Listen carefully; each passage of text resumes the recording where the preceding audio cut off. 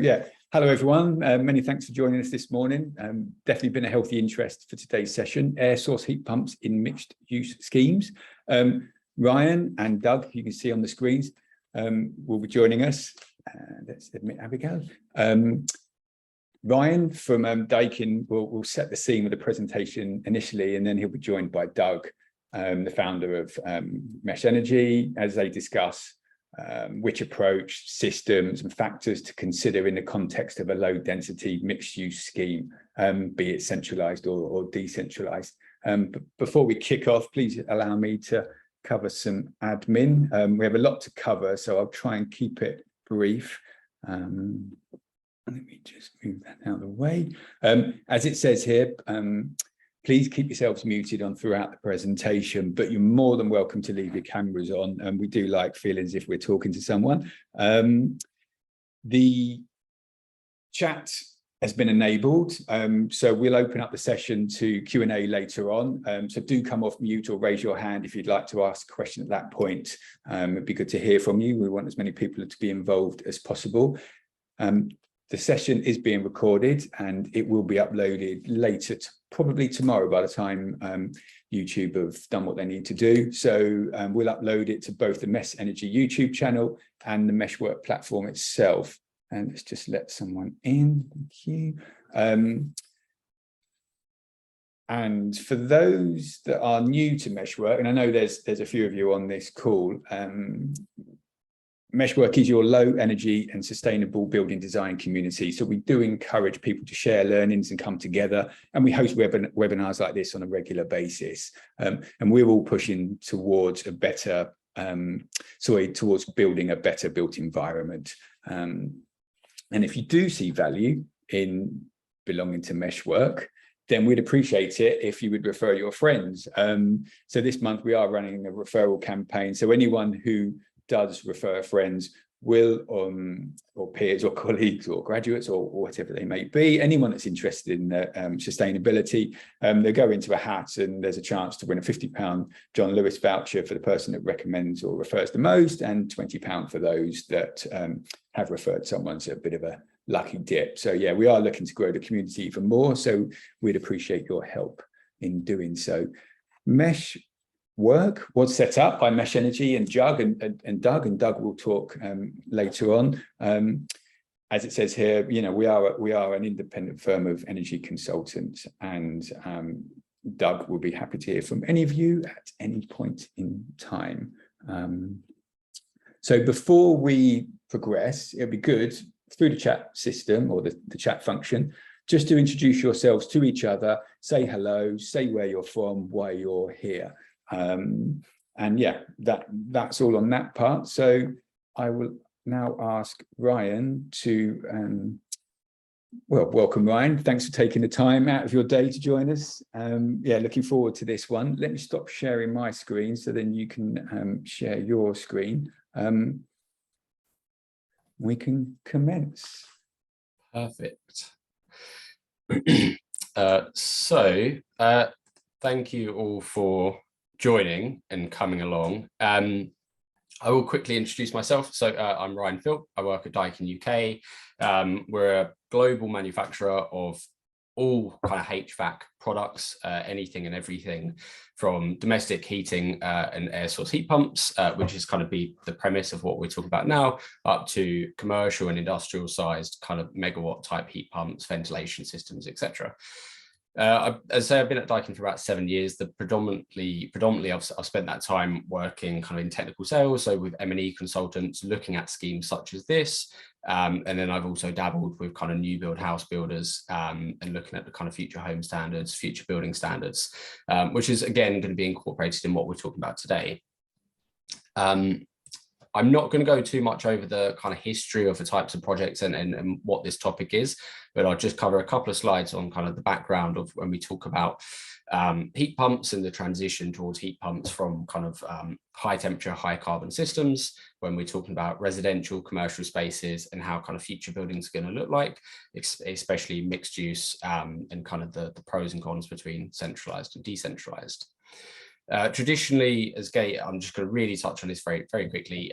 We've really seen CHP systems, boilers, etc., which have been the preferred choice by designers and installers across the built environment. Central plant CHP systems, etc., would be producing high temperature water up to kind of 70-80 degrees going around. You might have HIUs across your apartments, etc. You would have obviously quite high CO2 emissions associated to these types of systems, but you'd then have reduction achieved through a CHP system from SAP, because we'd locally be generating electricity, and then you'd offset that high carbon electricity from the electricity grid. Of course, we could then see the implementation of PV panels and such like. But what we're seeing is, as SAP has been updated and we've got new carbon factors for electricity and gas, we're seeing the carbon factor for electricity drop significantly, which is making the transition and the choices towards heat pumps and other renewable forms much more enticing from a carbon reduction point of view. If we focus on London as an example, what we've previously seen is in the heat hierarchy, connecting to district heating network would be the preferred choice. And then your kind of site-wide CHP or communal boiler system would be in second place. And then lastly, we'd see just a general site-wide communal heating system. Based upon kind of cost and effectiveness, ease of installation, often, as I've said, kind of CHP systems, boilers have been the preferred choice. With the new London plan, what we're seeing is still the connecting to a district heat network is preferred. So optimizing that, and we're looking to kind of how you can optimize that later. But site-wide communal heating systems have now moved up into second place. And then individual heating systems have moved into a third position. Again, when the kind of pros and cons of why you'd use these types of systems in the applications we're covering a couple of slides. Generally, it's going to come down to many different site-wide requirements. So just real quick over in terms of what we've seen, decarbonisation of our electricity supply is going to shape the systems that are specified. So historically, you've got the carbon factor, which is quite high associated to electricity. But just a few days ago, the majority of the electricity generated into UK was exceeding 60, close to 70% from renewable sources. So as the decarbonisation of our electricity sources increases and we see more renewables and an uptake in that space, the carbon factor is going to decrease, which is then going to make the likes of heat pumps and other types of renewable systems much more favourable for design methodologies. Planning policy and building regulations are being revised. So we've seen the future home standards and future building standards for 2025, which are coming into place. When we're looking at domestic properties, especially, what we're essentially saying is from 2025 onwards, across the UK, you can no longer connect into gas. So your heating systems are going to be predominantly reliant upon electricity, which then opens the doors much wider for heat pumps, also following the kind of heating building strategy that we're seeing from BEIS. Sorry, and the government 10-part plan shows that there's going to be a huge growth opportunity in the market for heat pumps as they try to promote heat pumps into the space of about they want to aim to achieve 600,000 heat pumps installed by 2028 per year. So really what we're essentially saying is the convenience of kind of burning gas on site and pumping high temperature water really is not going to be a design methodology that people continue to use. So the building regulations, although they don't specifically outline and focus on and advise on specific technologies, the process and design methodology that is utilized and promoted the most is low temperature systems. We'll touch a bit more on kind of the benefits of low temperature systems versus high temperature systems in the next couple of slides as well. So new energy efficient systems with low system losses are then going to be needed to capitalize on this low carbon electricity so that we can maximize the most of the building opportunity for building energy efficiency and also grid energy efficiency. But efficiency and not convenience must be primary consideration. So again, installing boilers, those kind of days are really, we're at the end of those. Unfortunately for many people, but fortunately for what we're talking about.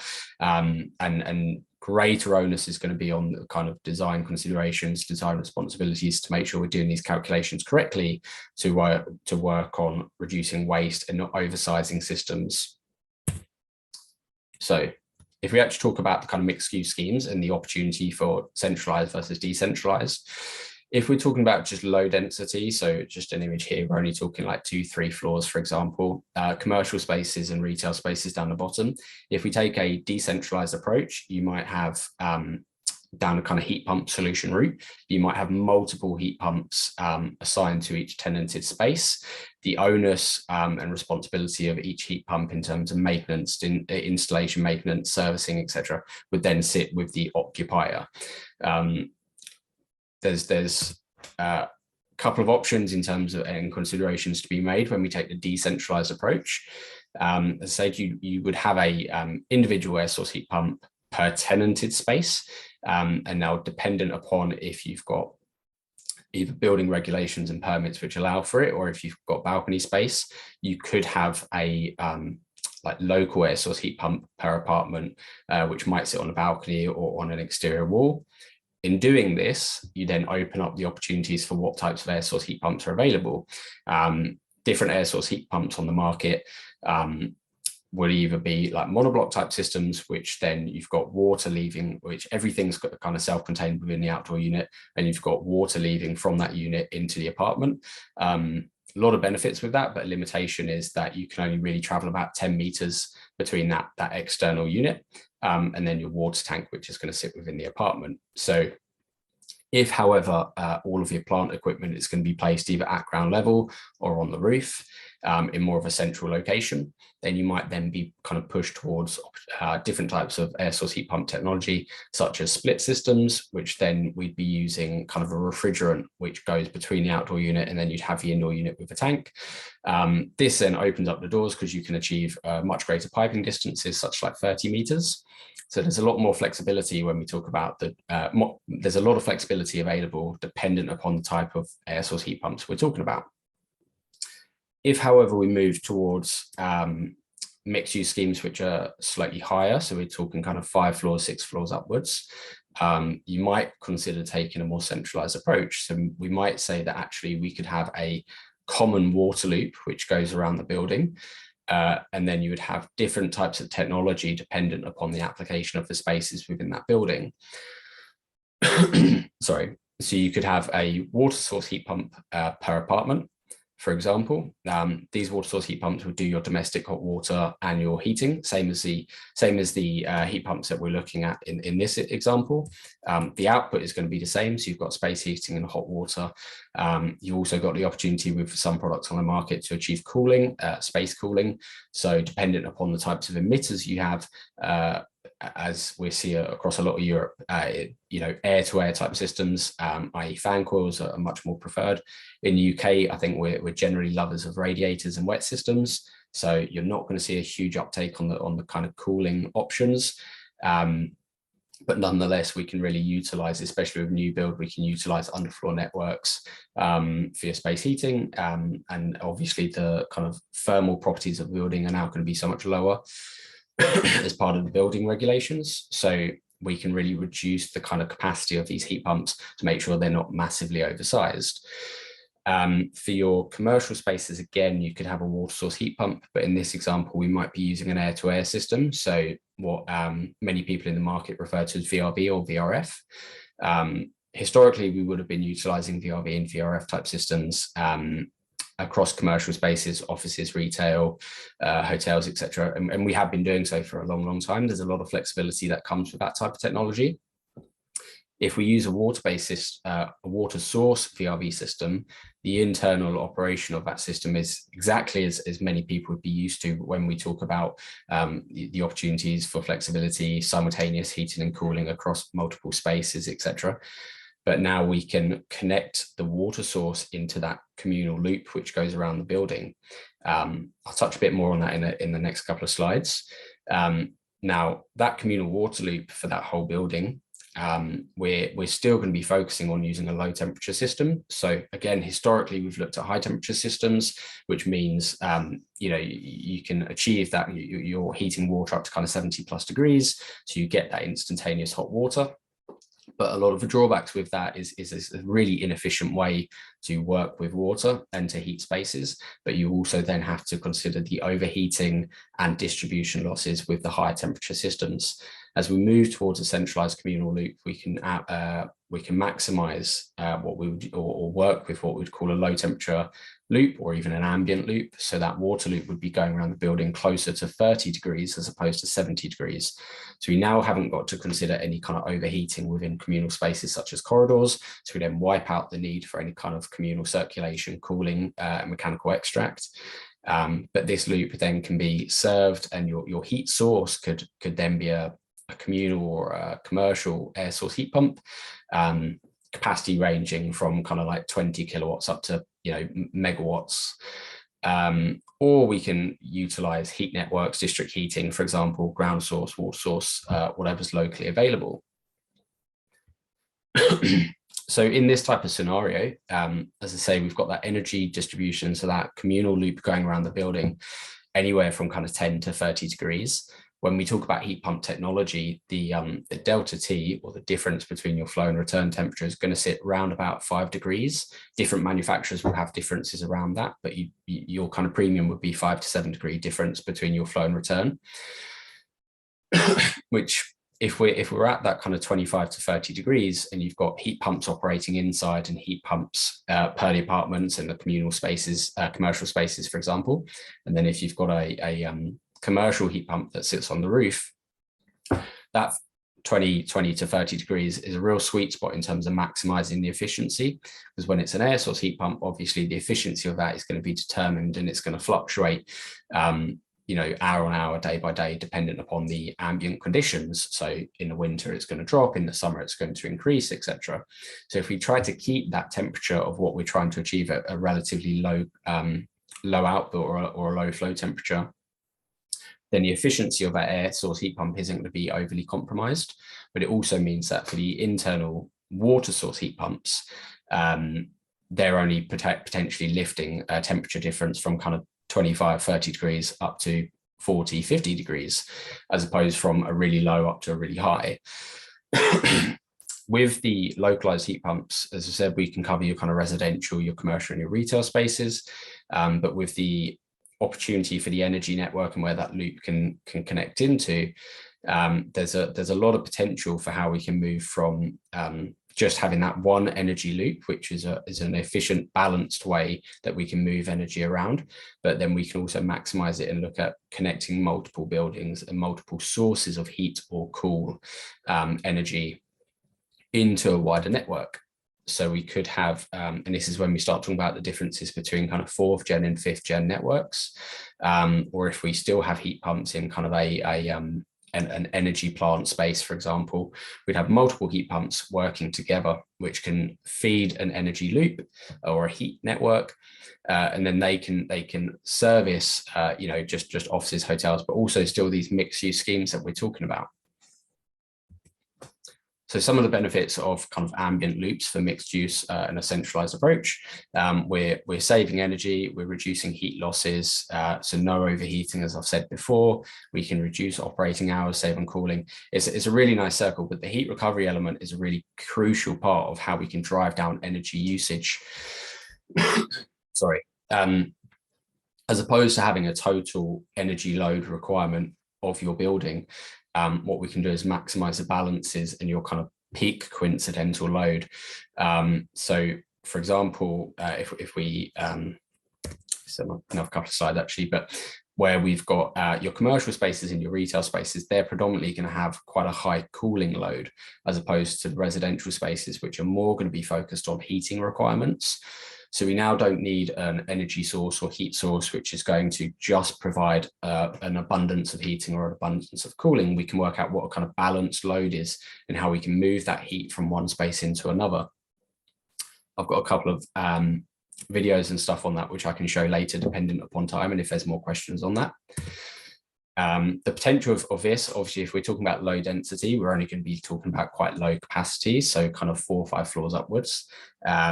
But the scale and opportunity with these types of systems is monumental. The apartment kind of water source heat pumps, you'd never really need more than probably about 6 kilowatts roughly. But the types of products that are available on the market, obviously Daikin do a range, but this isn't a sales pitch about Daikin, so I'm going to talk quite generically. Types of heat pumps that are on the market will range up to about 12 kilowatts roughly for these kind of water source heat pumps. But most of them are going to have some form of inverter and capacity control, meaning that dependent upon the load within the space, we can drop down to about 2 kilowatts or even 1 kilowatt, up to the 12 kilowatts, dependent upon your kind of internal conditions and loadings. Water source VRV or water source VRF, this is commercial spaces, 20 up to 120 kilowatts, dependent upon what the load is there. That's now a cooling load that we're really going to be focusing on. But as with VRV systems and VRF systems on the market, irrelevant of the source being an air source or water source, the flexibility of these allow you to have heat recovery. So you can connect via a refrigerant system around the space to multiple fan coils, which can operate independently, providing you've got a heat recovery system as opposed to a heat pump system. But then you can also generate an element of domestic hot water. So if in a commercial space, for example, you might have a gym, for example, which might have which would most likely have showers. So in a lot of kind of apartments at the moment and mixed use apartment schemes, you see gym spaces, etc. So you'd have communal showers that can be used, and that can all be utilized off of this type of system. You can also just connect off that kind of ambient loop that we're talking about. We can connect high temperature water source heat pumps, which can feed if you've got communal air AHUs, so we can do high temperature wet coils into the AHUs and other sort of forms of kind of distribution via the high temperature system, if that's still a requirement on the site. As I said before, the air source heat pumps that would maybe sit on the roof or in a local energy center if we're connecting multiple buildings, scalable because we can connect them in parallel or in series. Some manufacturers have the opportunity to actually cascade them, but we can connect, an individual unit could be up to 400 kilowatts, but you can connect absolutely multiple to achieve multiple megawatts worth of energy. Some kind of opportunity for further innovation, and just a couple of things I'd like to touch on before we kind of get into like the nitty-gritty of some of the technical aspects, and if there's any additional questions, is when we move towards the electrification of heat, it opens up real opportunity for smart homes and smart grids. A lot of people may already have at home, even with their current heating systems, they might have, with their current boiler heating systems, for example, you might have like a Nest thermostat, for example, you might have an app on your phone. As we move towards electrification, heat pumps are purely electric. Most heat pumps on the market also have kind of smart grid connected capabilities, so we can make sure we're using AI to control the energy usage and times in which the heat pumps are operating. This also means that we can move towards kind of energy balancing across mixed use buildings. So the heat pump in the apartments would learn the user conditions in terms of timing, schedules, etc. But then that would be part of a whole connected system. So part of the kind of maintenance scheme or the energy companies would be able to measure and record the usage of the energy patterns and utilize kind of like low cost tariffs dependent upon if you've got low income households, etc., and how we can really balance these kind of loads from an energy perspective using smart technology.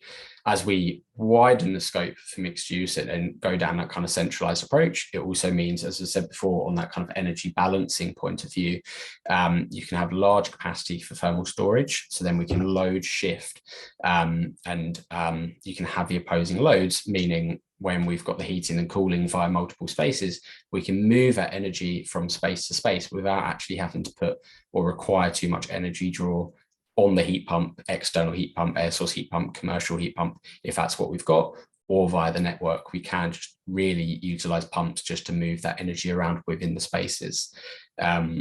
with a VRV system and VRF systems within the commercial space, as I said, when you can have simultaneous heating and cooling, that's referred to as a heat recovery system. With this type of solution, what we're saying is actually you can have 2 stages of heat recovery.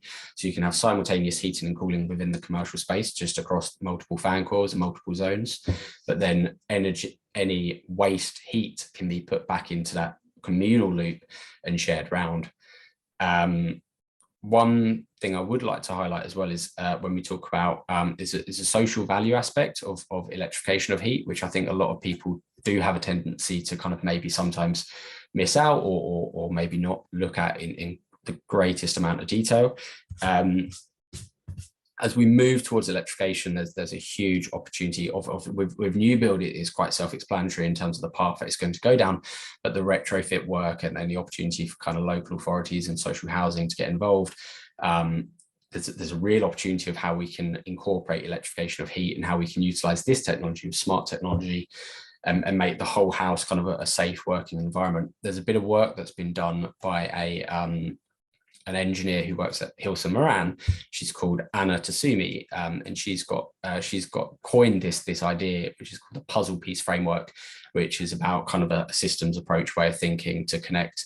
We're not just going to put a heat pump in for the sake of a heat pump. We're going to connect a whole house approach.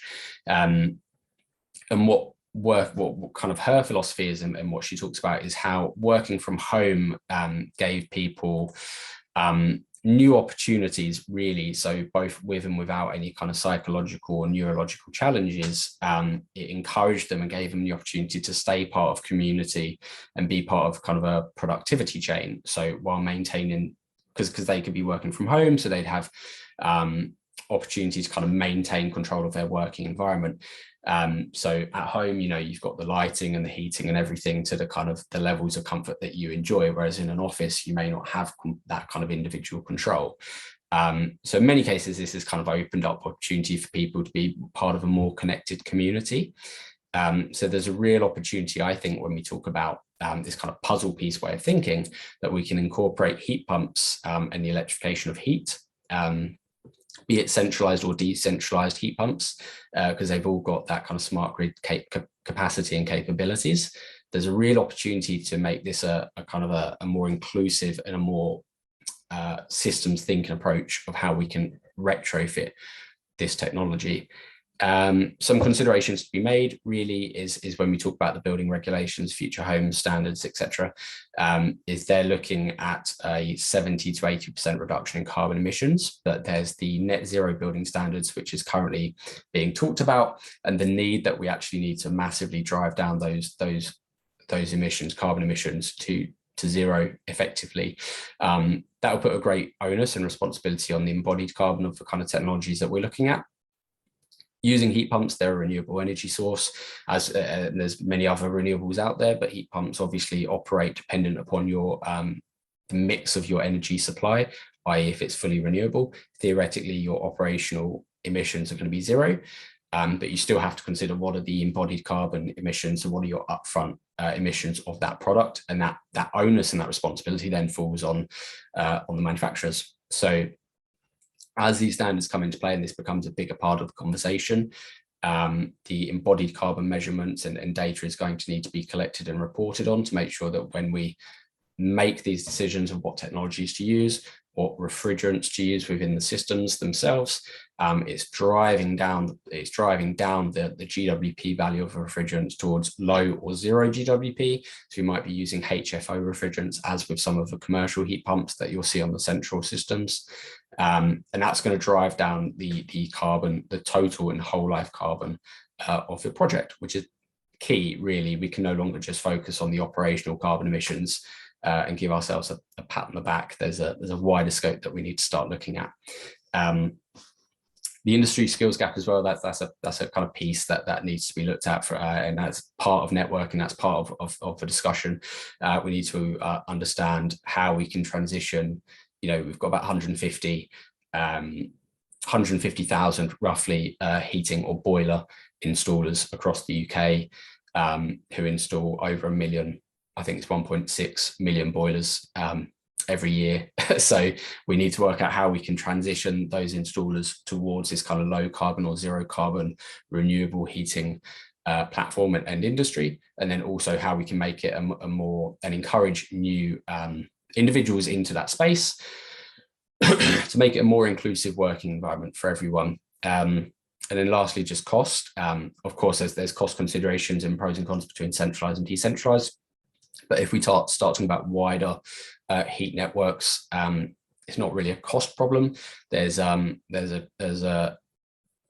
individual who works for Bankers Without Boundaries. I recently wrote an article on it, actually, but he's done a lot of work in this space to say that actually the private investment and private finances spaces are really key to unlocking kind of the pathways to how we can maximize heat networks, or even just individual building communal networks, because from a retrofit perspective, you either need a landlord to buy into it or every single tenant who lives within that building to work towards the same goal.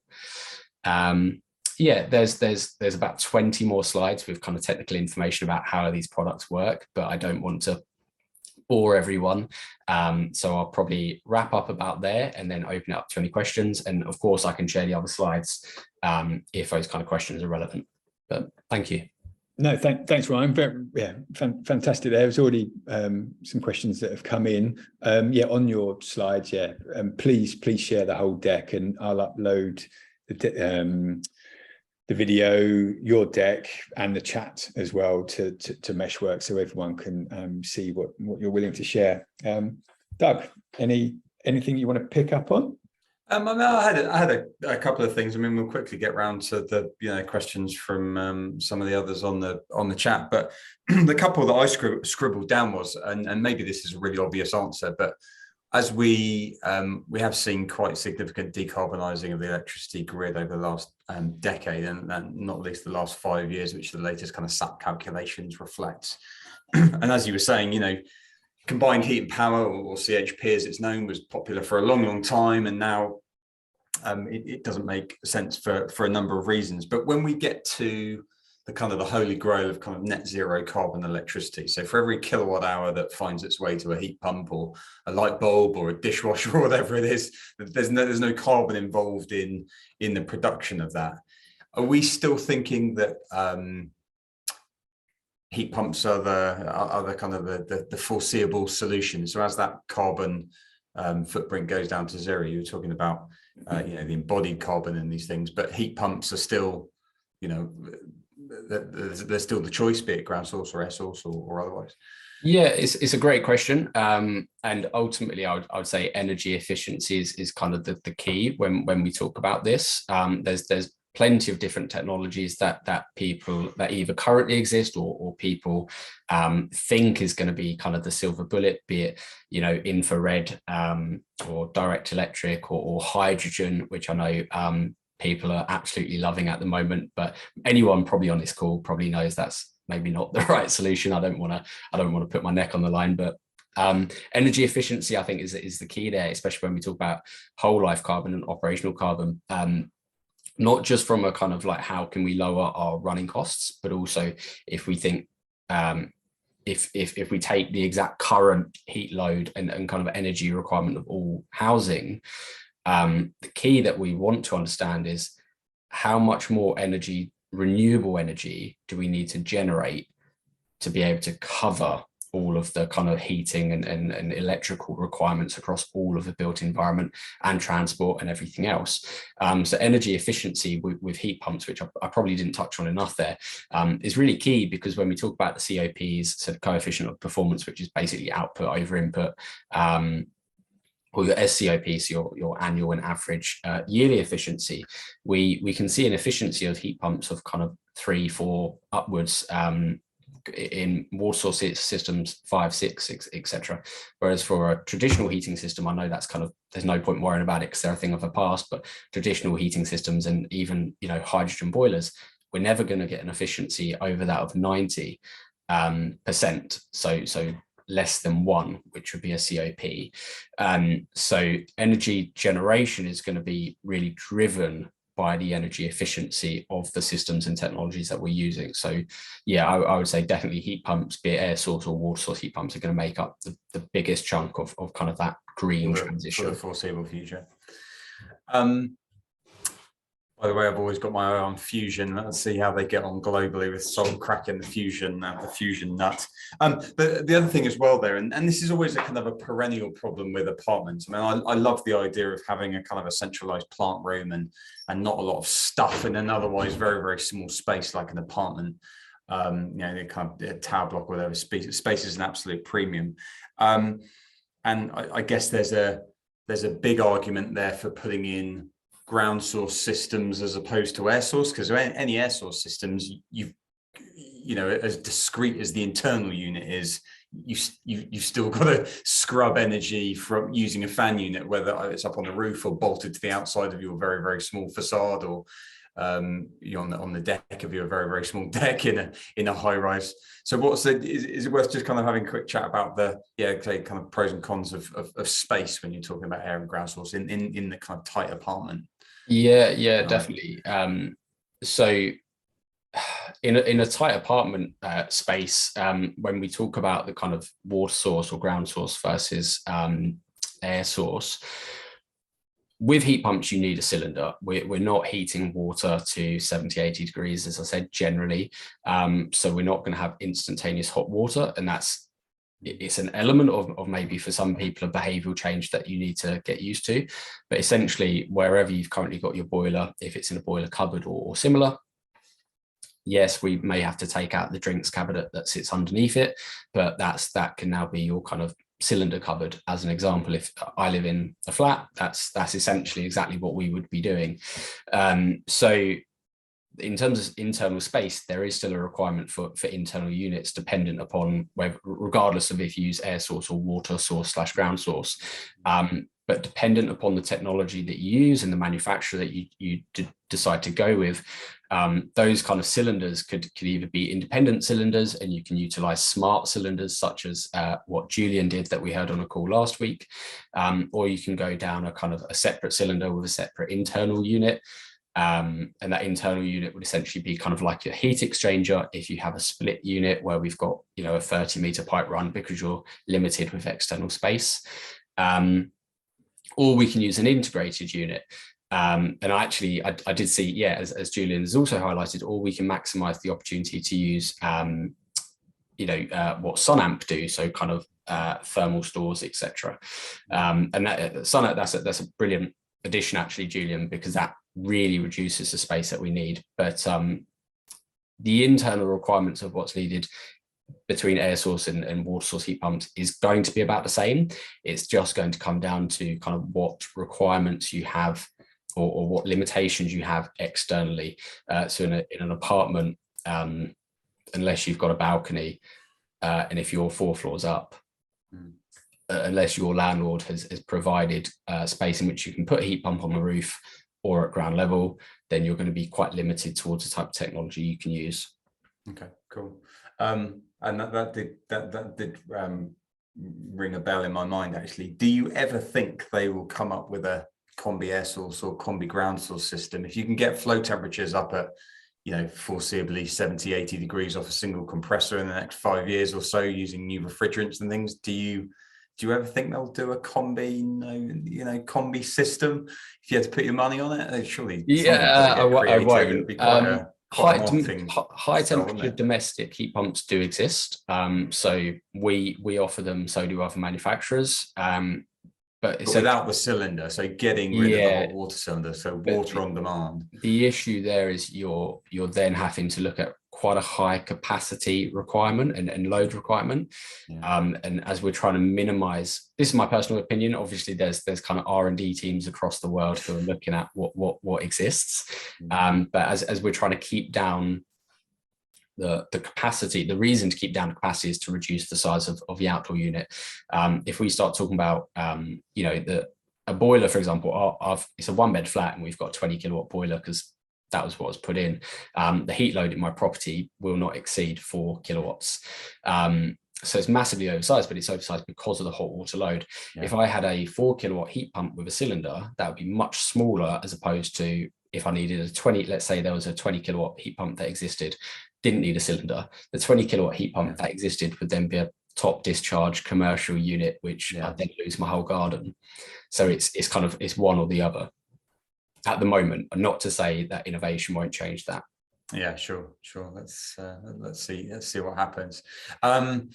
Julian's got a few questions on here, but one of the first that he asked was about just retrofitting technology into existing homes in cities like London. I guess that comes back a bit like space, not a lot of garden. But what are your thoughts about kind of retrofitting to existing, I don't know, rows of terraced houses and that kind of thing for heat pump technology? Yeah, I think that's really interesting. I in that exact example, I live so we've got the ground floor flat of a converted terraced house, 200 houses on the road. Now we could put a monoblock outside and that would be a nice solution. And then you've got 200 people. Eventually, as building regulations change, we're seeing the minimum energy efficiency requirements and standards updated so that properties can't be tenanted if they're lower than an EPC-E. That will likely improve as well. No new boilers. The heat and building strategy says no new boilers from 2035. So as people start moving towards different technologies and heat pumps, yes, absolutely. If I'm an individual who has to make this decision with my own finances, I'm going to be looking at an air source heat pump. If, however, there's the opportunity for retrofit at scale and the private finance market start having wider, coherent and joined up conversations with local authorities and planning agencies, then potentially, just last year we had our whole road dug up because Thames Water wanted to sort out, and 200 is a long old road that took a fair few months, caused a bit of disruption for 6 months, but then it was over and done with. The same thing could happen. You could have a local authority, local councils working. Yes, we have to consider the implications of that in terms of the issues that causes to transport and people getting to work, people living, etc. But also the environmental aspect of digging up roads, etc. There's considerations with that, but there is opportunities for large scale networks to be implemented. And planning does currently say if you're in an area where there's a network that's available, you should connect to it. Or if you're in an area where there's planning approved for a network, you should show that your design philosophy of that building allows for future connection to that network. So then you have to start talking about, when we start talking about large buildings, etc., we start talking about like hydraulic separation, an opportunity for future connection. So yeah, individuals will most likely, especially where space is tight, go down the kind of air source heat pump solution because it's an easier solution where space is a premium. But if you live in the countryside and you've got a massive garden, massive piece of land, and if you've got enough money, there's no reason you can't have a ground or water source loop heat pump with a kind of boreholes or slinkies around your garden, etc. But yeah, I think it's a conversation between, is it the individual homeowner who's making that decision and what are their requirements versus is it the retrofit at scale approach where we're having kind of multidisciplinary consultancies working with local authorities, energy regulators, etc., to talk about wide scale heat networks. I love the idea of that heat recovery thing that you were talking about, with businesses not needing energy and other places directly above them needing energy in winter, and that kind of symbiotic relationship between kind of mixed building use spaces. And I don't know if anybody else on the call has heard about the work that's been going on with the underground, for example. We've all been in the underground. It's been swelteringly hot.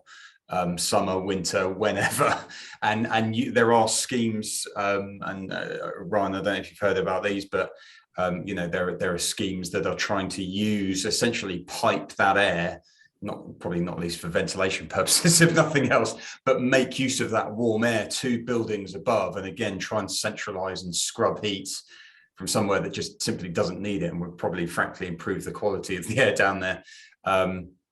To places above in the winter that need heating and save energy. I think that's fantastic. Yeah, I can't remember the areas. One of the North London boroughs where they're looking at that. But this is really when we start making these decisions. Yes, individual homeowners and users are going to have to do what's kind of the sensible decision for themselves, most practical, cost effective, etc. part of that conversation, as Julian highlighted, is not just I need to change out my heating system. I need to look at a kind of a whole house deep retrofit. I need to reduce my energy usage. But when we start talking about what you were saying there, Doug, that's where planning authorities, etc., councils have to really start taking a systems thinking approach to how we can utilize what's in the available area, be it a local data center, like an edge data center, for example, or the underground. Not every city has the privilege of having an underground connected underneath their housing. But obviously we probably do. most So, people wouldn't want one either.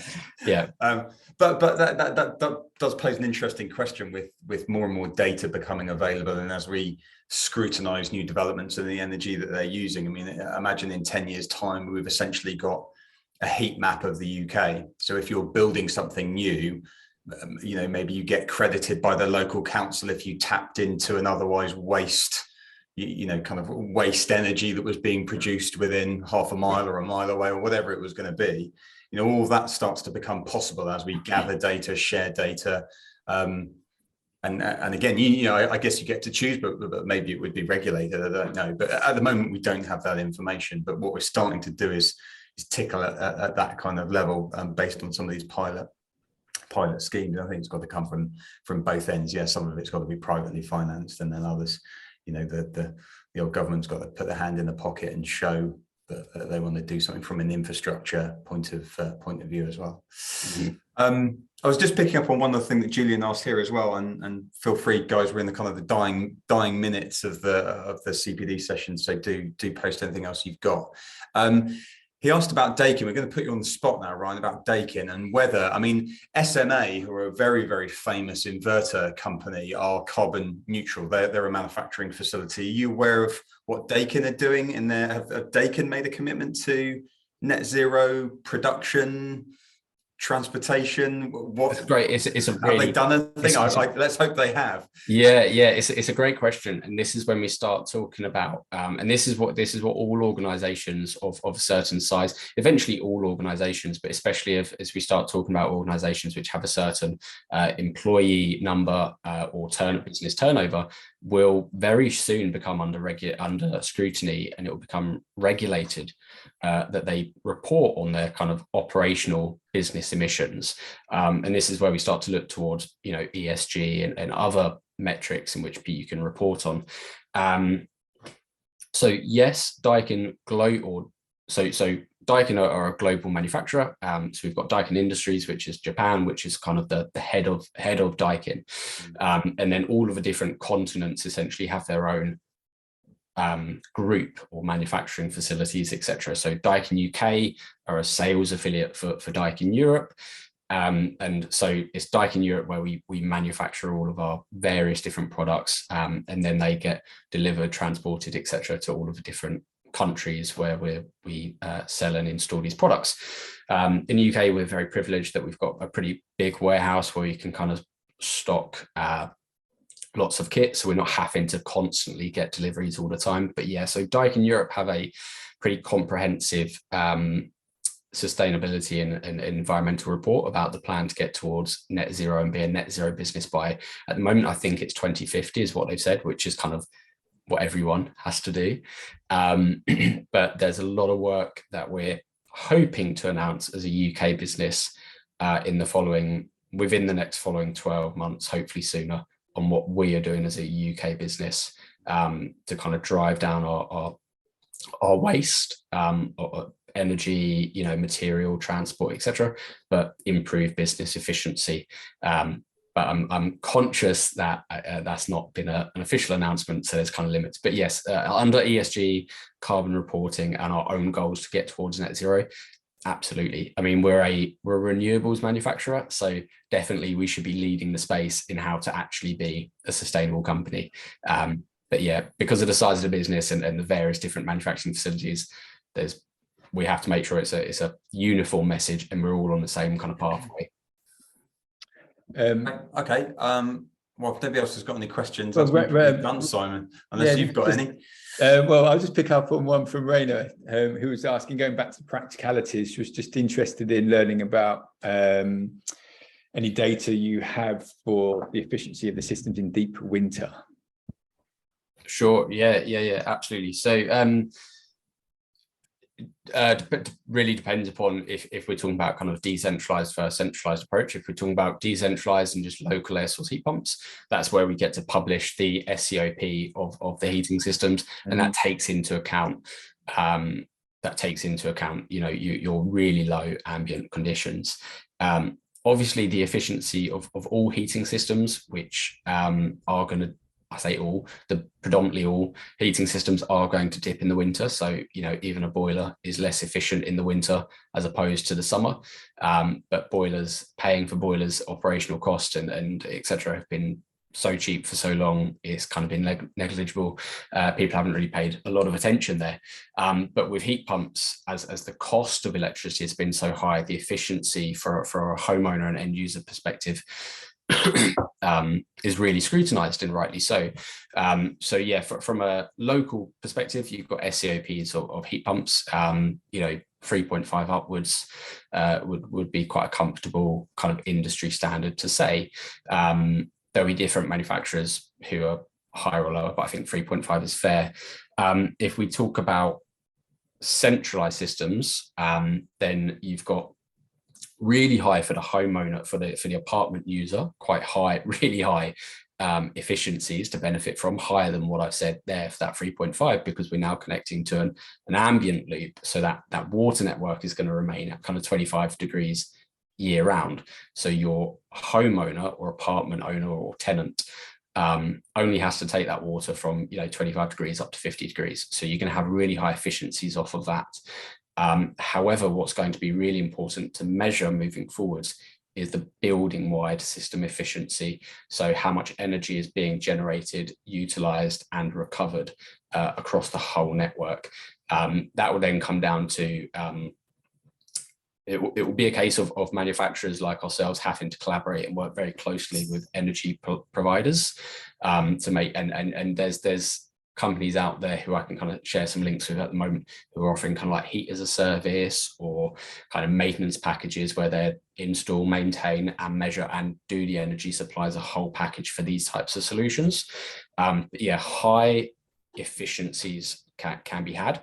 And actually, yeah, in the presentation, there's a couple of slides towards the end which show indicative numbers, which will say obviously the lower the ambient air, if we are using a communal loop, but with a central air source heat pump as opposed to a heat network, then that communal air source heat pump is going, the efficiency of that is going to fluctuate as the ambient conditions change and we get towards the winter, but it's still only trying to lift, let's say it's -5 or -7 degrees outside, it's still only trying to lift that towards 25 degrees for your network, for your communal water loop.